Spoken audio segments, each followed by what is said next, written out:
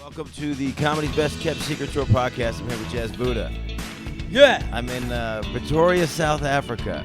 Yeah, that's what it is. Thank you for doing this, man. Thank you for yesterday, man. You put me on a show in Pretoria where I was the only English speaker performer. Not the only English speaker, but I was the only one who performed in English. Oh, yes. And it was an interesting thing because I, as a comedian in that environment, you have all of these doubts right before you go on. Of course, it always is the case. You see, where when you've never performed at a place, you, of course, are going to have those doubts that you have about whether they're going to laugh or not. Yeah. It comes naturally. However, it assists, it helps a lot when you would have done a little background check of who am I going to be joking to, how conservative are they, what words don't I need to use or do I need to use to actually get them glued to myself as the person on stage. So it is quite of a tricky situation wherever in the country. I mean, as a comedian myself, wherever I go, it gets a bit awkward until I get to, get little things. Yeah. Little things. Yeah, I meet the ants there, we have yeah. coffee, and at least I've got a background as to how the ants in the area have coffee, or how the tsotsis is those guys that can rob you, the ones that can take your phone that I told you about. They have a name. No, yeah. There's the code. You call them tsotsis. What is a tsotsi? Tsotsis is a robber, is This a is a thief, is a thug. The guys who do thug life. Yeah, but you basically just get as to how they operate, how they are, their language, so that when you say something and they can relate to, they would like, he knows us, that one, Yeah. Well, that's what I think comedy is about in general, and that's that's what this whole exploration is for this trip is what is universal across everything, and finding these things, whether it's relationships, whether it's the way that we talk about other things, whatever. But there's a universal language. Oh, yeah. And that's what comedy is. And so the more you can streamline it so that it works for everyone, whether it is someone who speaks this language or this language or this language, once you can streamline the whole thing, then you've really gotten to that new level, that next level of comedy. Oh, yeah. No, of course. I believe you, as a comedian, of course, would need to be a universal being for that matter, such that whatever encounters that you have, you gather, so that no matter where you go, by the way, you gather such that whenever time comes that you're gonna have to talk about these stories as a comedian on stage, and try to put a little bit of funny in them, you would know. Time will be, there will be a time that's right where you're gonna have to execute, and it is the thing that you need to just keep gathering wherever you go. Keep gathering. Put together. Comedians are always like looking, looking around. I find this that like I'll be with friends, I'll be with people, I'll be with girls that I'm on dates, and something weird will happen next to us, and I'm like, did you see that thing? And they're like, no, I didn't. Because they're not. They're only paying attention to their little thing. Of course. But comedians are always just looking around like a deer. Oh yeah, man. No, it's how we are. It's fun. It's fun watching you too. Then that's when I saw you host the first. So we did 2 gigs together. I saw you host the first night. Oh yeah. I it was fun because I saw how your mind works. Because I was in the car with you for 4 hours, right? And and I was asking you all these questions, which is just the thing I do whether I'm in Missouri or I'm in South Africa. Oh yeah. But based on the things that I said, you went and you turned that into like 15. You waited till I got off stage. You would turn that into 15 minutes of look at this silly American, which was brilliant, and it was really funny, and it was funny for me, and it was funny for the crowd. It was great, and it really brought the show together. So that was sort of like the moment that I was like, oh, this guy gets it, and he's hilarious, and he can be funny in any situation.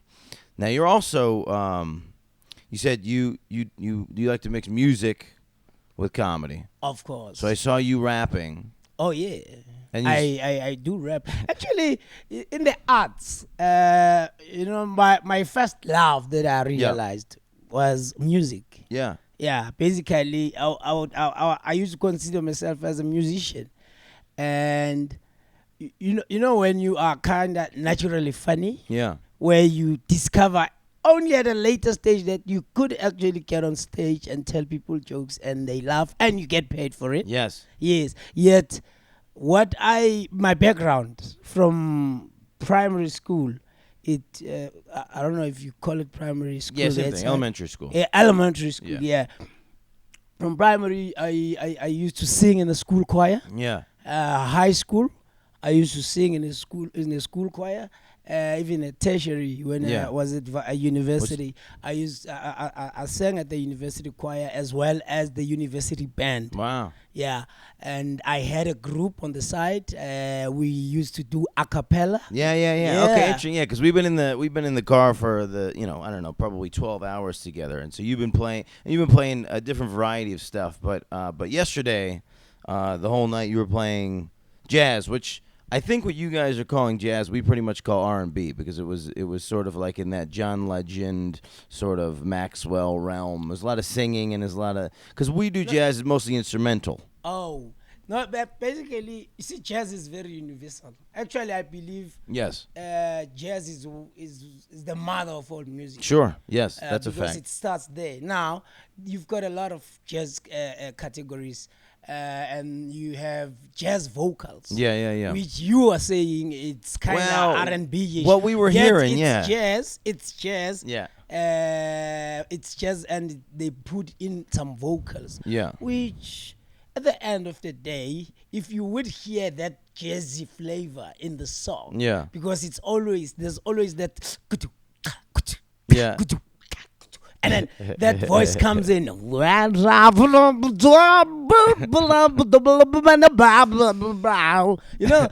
right. it's still sure. jazz. Okay, fair it's enough. just that you have somebody putting vocals in. And you can't, with all due respect, you can't refer to the music of the late Louis Armstrong as something else. Yeah, because for sure. He used to put vocals in a song. Yeah. I see teas are green, red roses too, wild in blue. Fair enough. This is becoming a jazz lesson. Yeah, man. You're not wrong. You're not wrong. You a lot of things. You know what I'm saying? You're not wrong. So that's the point that you made. This is an interesting thing that I found about you is you started doing comedy.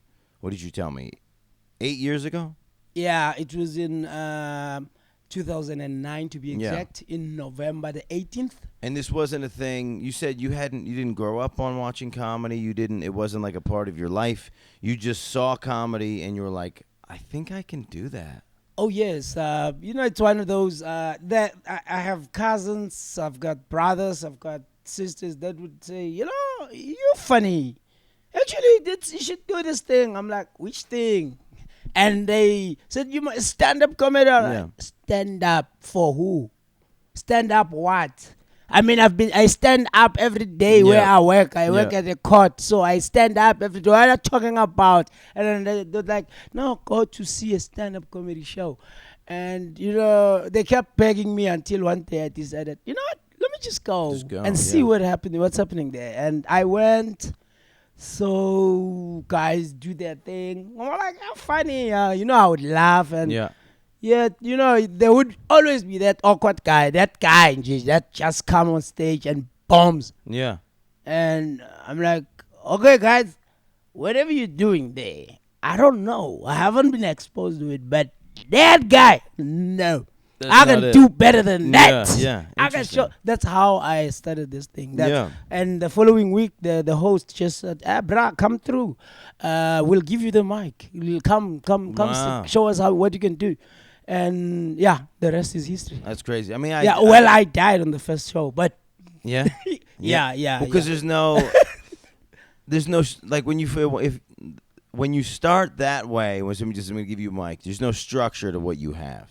Oh yeah. So you don't know what to do. You just start talking. You just right. I started a very different way. I knew what I wanted to do, so I had written out this structure. Now, what I had written out was too tight and too rigid and too contingent upon everything else happening exactly in the right order, right? Yeah. But so there was the flaw to that, but it was closer to what I thought was supposed to happen. And you don't know anything until you grab the mic and you hear immediately what is the reaction from the crowd, because what you think in your head, you can't always convey it to a group of people. Oh yeah. But you're a born performer. I mean, even just when we're traveling on the roads and you're entertaining the toll booth ladies, and you got 3 seconds and somehow you're getting them to laugh. I've never seen anything like it.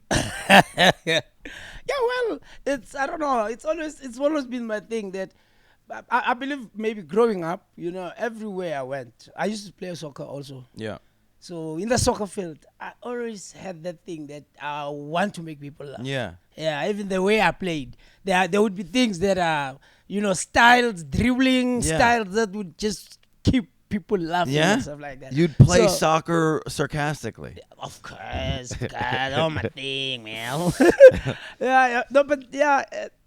Ordinarily, I believe I'm that guy that, if I can just bring a smile to at least one person.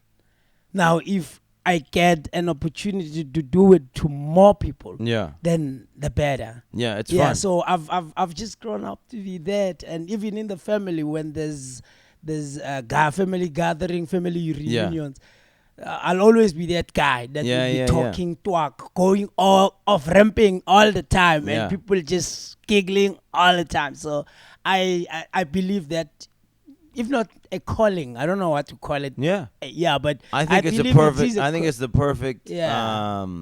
I think it's the perfect word for it, especially the way that it's in your life, because there are comedians that feel a certain way about comedy and that think that what they do on stage has that important value and such and so forth. But then a lot of them will hold it just for stage. Oh yeah. And because we have that outlet, we have the stage outlet. So then the rest of the day is just lay low. Of course. Don't talk to anybody. No eye contact. Right? They're shy, and then they get on stage and they become a different person. But you're all the time, every person. I mean, even the guy here, the walk-in and the thing, passing in the bathroom, and you're gonna get this guy. Everybody in the room is an audience member for you. It's incredible. Of course, and you get people also wondering, because you see, I practice as a lawyer. Yeah. I represent people in court. I stand in front of a I was going to ask you, is that a good venue to be funny? No.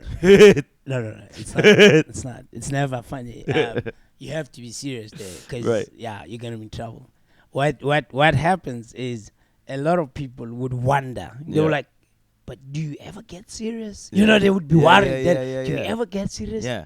And they would wish one day they come to a court where I represent somebody and kind of observe as to, does this guy ever get serious? Because all the time when we see him, he's this fellow that is bubbly, loud, and, funny. Yeah. And now we would like to see this other side of him. I'm like, you're not going to get to see that side. But if you work where I work, you're probably going to see it. And it's only going to be for a few minutes, if not for a few hours. Yeah. But there are in those instances where you have to get serious. Yeah. Why do you think? And my legal work is, among other things, that you'd find not a good place the Jazzy one being very, very serious. Why do you think it is? Why do you because people said that to me. People especially, I don't know, this plays itself out. People in my life only really want to get to know what's behind the thing when they're trying to date me. So I'll be on a date and a girl will say something like, "Can you be serious?" Like as if that's an important thing. Oh yeah. Why do you think it is that people need to know if there's that other side to somebody? Like if you're entertaining, you're enjoying yourself, they're enjoying themselves, they're having fun. Why do we have this thing in the back of our minds where we go, well, is there another thing? Well, it would be those people's curiosity, perhaps. Maybe somebody that is interested in you and they kind of have this one part that they're exposed to about you. Now they kind of need another part. You'll get that it's probably somebody that is too serious in their own right. And now they need to kind of find out if you would meet up and coexist. You can, you would coexist in that respect. In that space. Yes, in that space of being serious, because in as far as they are concerned, you are too playful, you are too joking, you are clown. too, So now they want to establish if there can be seriousness happening in your person. Yeah. And and in yours, people want to know about yours. Yeah. Well, in my case, I believe it would be people who would be nervous to a great extent. Yeah. That one day I may ask you to represent me in court. Oh, right. Am I gonna win this case? Yeah. Am I gonna have this clown representing me to win this case or what? All I can say is, with legal cases, you win some, you lose some. And should we have great merits of winning the case, why should we be worried? Why should we be saying, but this comedian can get me into trouble? No, it's not about the comedian. It's not about the comedian. It's about what we have as the basis of the case to win it for us. So it's neither here nor there to think a comedian may not be serious enough to get us a case won in a court of law. It is nothing. It's nothing that people can concern themselves about.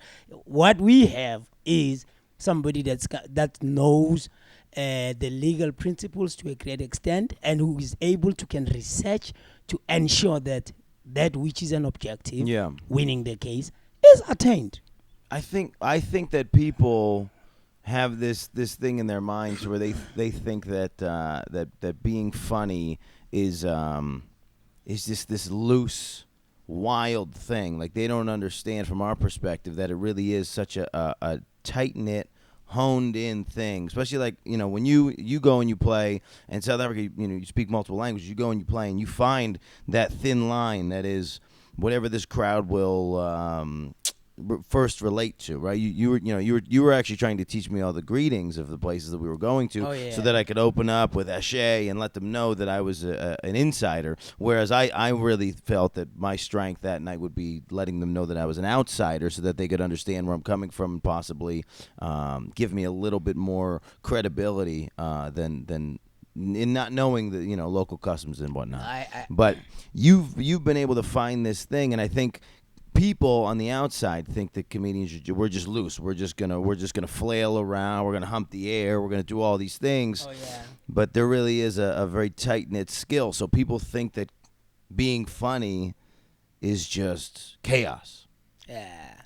So that's where this, like, can you be serious? Because I'm gonna bring you around other people, and I want to know that you're not just gonna like jump on the table. No, I can be serious. No, I know you can, for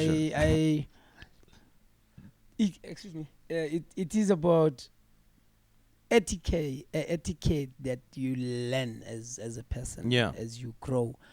That also where how we were raised. To be respectful, to humble yourself before other people and stuff like that.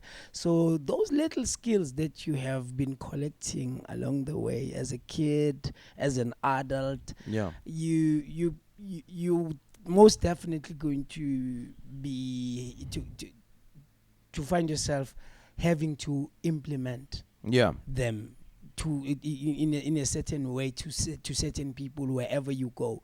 So it is material that every time you go out there, you first establish as to what sort of people am I dealing with?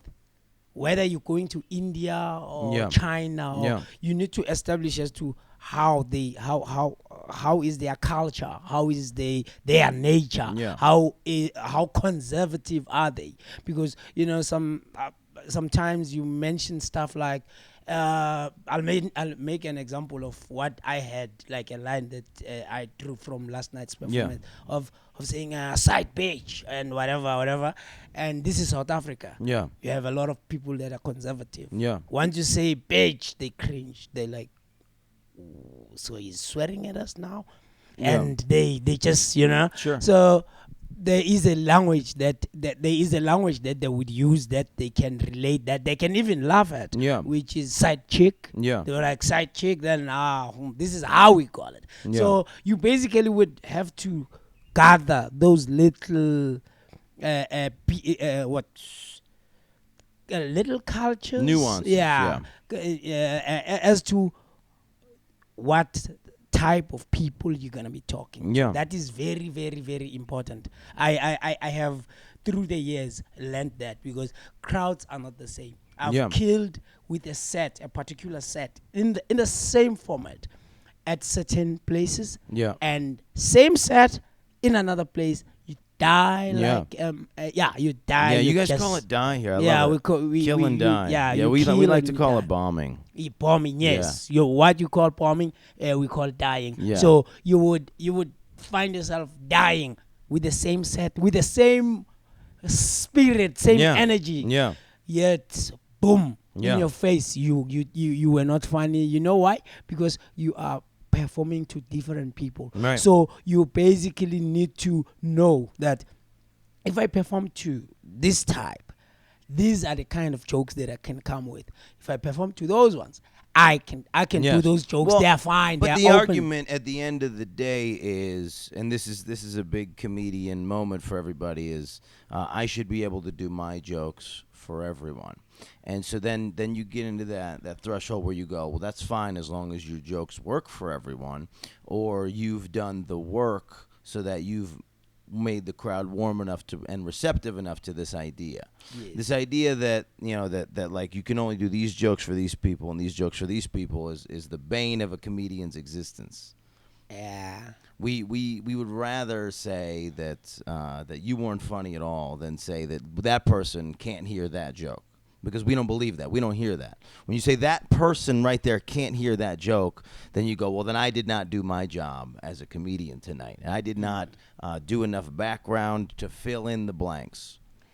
That is why we were talking about being flexible, being knowing as to what to say and how to say it. Yeah. I'll make an example about performing at a church. Sure. You gonna just say you can just go into a church and say, yo, bitches and hustlers and shit. You not in the church. Yes. You are gone.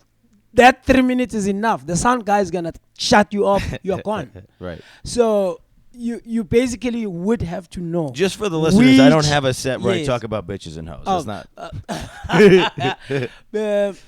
You're gonna need to know as to what to say to that crowd, and maybe all your jokes that you have in the world may not work at a church. Now you may have to find yourself having to think on your feet in that church to ensure that your comedic skills works in order to make those people laugh without anything that you had prepared. Because you know that I'm a very hilarious person, I'm a very funny person. I can use the situation here in order to create something that's gonna make these people laugh. Right. So I believe in that Sure. more than anything. Yeah. Yet you see, now you can't say you want to impose to those people that these are my jokes. You're going to laugh, like it or not. I've seen comedians take off jackets that you're not laughing.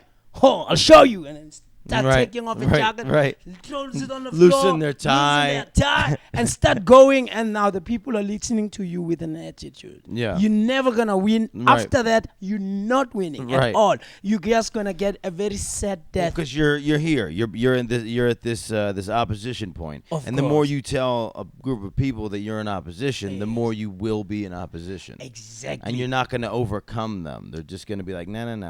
Their mind is made. Right. The important thing is their mind is made that, oh, this is an offensive person.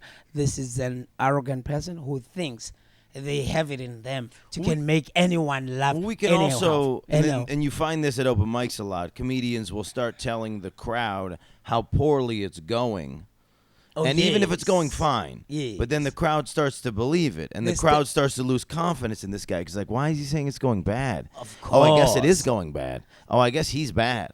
Yeah. And you see these shows where they just keep getting less and less energy because each comedian is now adding to this thing. They go, it's bad up here, and then the crowd's not going to loosen up in that environment. They're actually going to just tighten even more. But basically, I still believe in that thing that, as a comedian, you don't want to refer to your set going astray or to your set, of ramping, not coming right. Once you do that, it's psychological. When you have people with brains sitting in front of you and you say, oh, I'm doing bad, then of course they're gonna believe you and they're gonna take it. And if you actually keep on doing, yet strategically having detected from them as to what is it that is making them laugh. So and you would have been assisted mainly by your intro. You see, the intro is very important. Whatever you do when you get on stage, should it not grab the attention of the audience? 60 seconds later. Yeah. 60 seconds later, if these people haven't laughed at what you are saying, you must start being worried.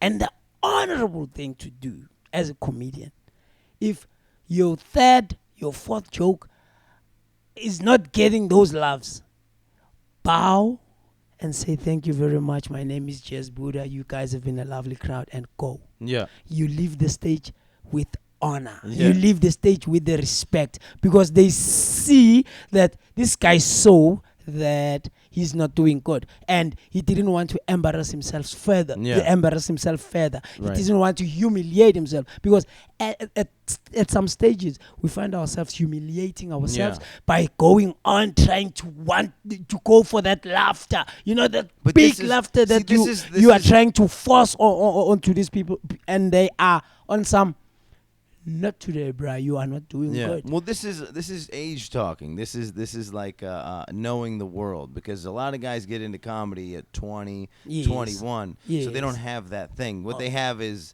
ego and arrogance. Of course. So rather than go, well, it's not going to work tonight, it's whatever, goodbye, they go, no, hear me more.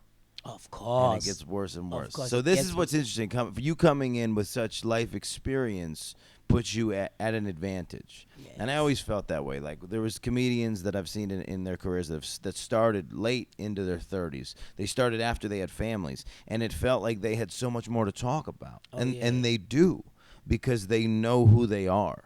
At 21, you don't know who you are. You don't know anything about the world. The chances that you can find those little universal truths is just so much small. Now, there are great comedians that started at 18, 19, 20, 21. Of course. And they're exceptions, but what I can say is, I respect people that ask questions. Yeah. I respect people that ask questions. There would be that comedian, that random young comedian that comes to you and says, how do I do this? Yeah. How do I do that? And they go on digging in terms of questioning you as to how they should go about doing ABC. I respect those comedians because they want to learn.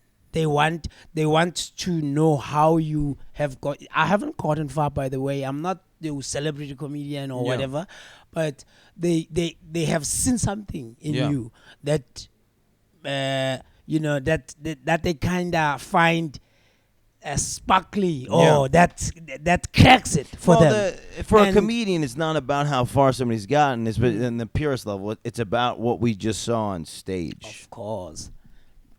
So they see that and they want to get to that position, and the only way to do it is to ask questions. Yeah. And there are those who've got it figured out that I know this, I got this. Yeah. No one will tell me. I just go on stage and I do my thing.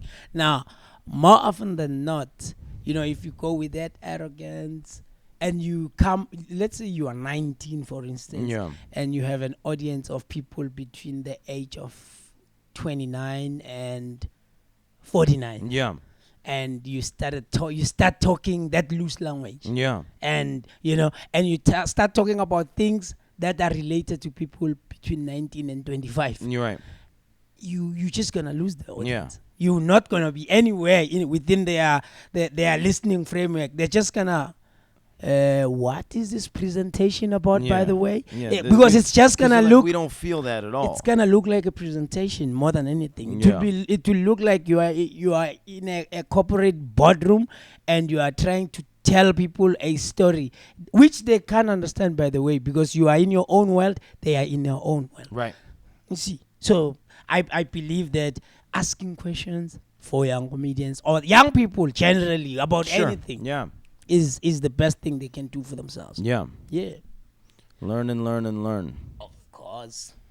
But then when you do it with Jazbuda in the car, then he gets to the show and he tells the whole crowd you were just asking questions the whole time. Oh man. No, it was great. It was great.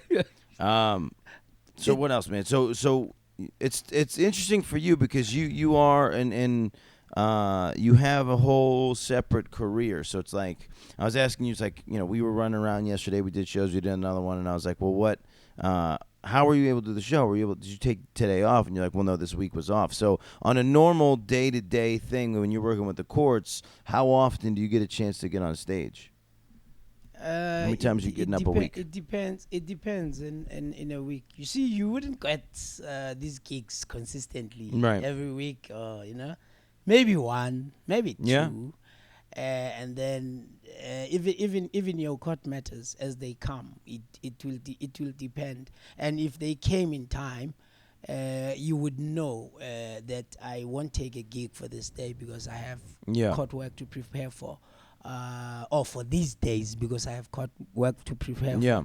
And vice versa. If you already have gigs lined up, you can't just risk somebody's case and take it knowing that on the night before you're going to be at a gig. You're just never going to do justice to that matter. So then let me ask you this, because I got to South Africa on a Tuesday. I didn't perform until a Friday. So Tuesday, Wednesday, Thursday, I was miserable because I didn't get to get on stage because that's the only thing that I desire.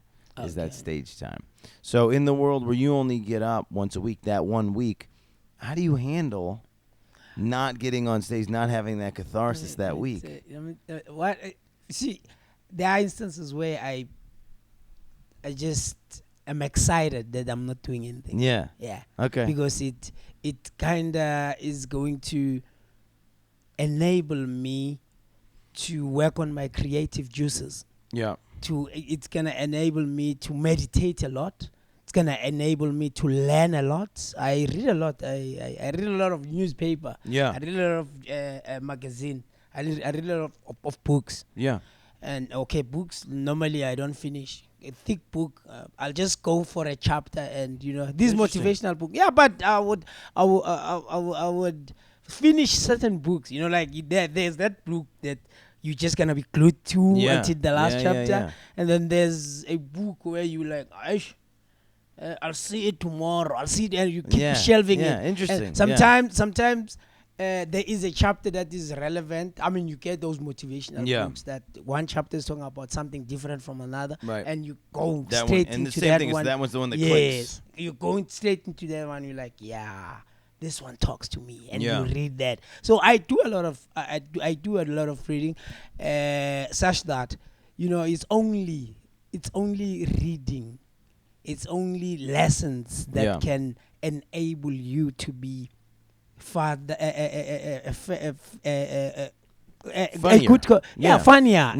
Good comedian. The more you know, the funnier you're allowed to be. Exactly, because your brain is in control. The brain is working. The brain you enable yourself to think on your feet. Learning more relationships and seeing why these things are the way that they are in the world and the way other people think. Yeah, exactly. No, that's brilliant. Yeah, so I get excited. I don't get frustrated that it's not happening. Yeah, when it comes, then it's gonna get a better me. Such that when it happens, then I'm gonna get lots of gigs because people are like, he can talk about anything. This guy's funny about anything. You see. Well, I like that. I like that idea. I like that opinion. That's brilliant. And that speaks to why you're so successful on stage. Let's tell everybody how they can follow you on the web. You're on Instagram, Jazbuda. I spelled it wrong, so spell it for us. Jazbuda, JAZZBUDA, comedian, as one word. Jazbuda comedian. You're on Instagram. What else? Are you on Facebook? I'm on Facebook.